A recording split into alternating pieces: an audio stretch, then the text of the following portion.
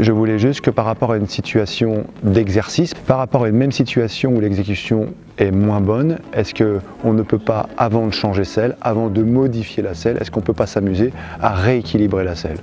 Et ça, on peut le faire, pourquoi pas, avec un amortisseur ou pas d'amortisseur. Chaque amortisseur influence les équilibres de selle, en bien ou en pas bien.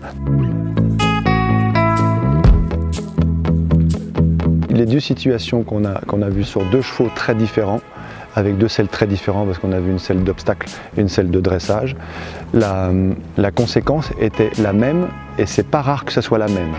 La situation la plus courante que je vois, ce sont souvent des situations où les gravités des cavaliers s'avancent beaucoup trop en avant du cheval. Mon objectif principal, souvent, c'est de faire passer le cheval devant soi. Il se trouve juste qu'à cause de nos équitations, de nos mécaniques, de nos selles ou du vieillissement de nos selles, plus ça va, plus au bout d'un moment les selles nous invitent à nous avancer un peu trop près de leur base d'équilibre. Je voulais juste montrer qu'en rééquilibrant une selle, on pouvait immédiatement dans l'instant T obtenir une bien meilleure exécution. La seule chose que j'ai fait, c'est que j'ai reculé les cavaliers et je les ai installés sur leur dos.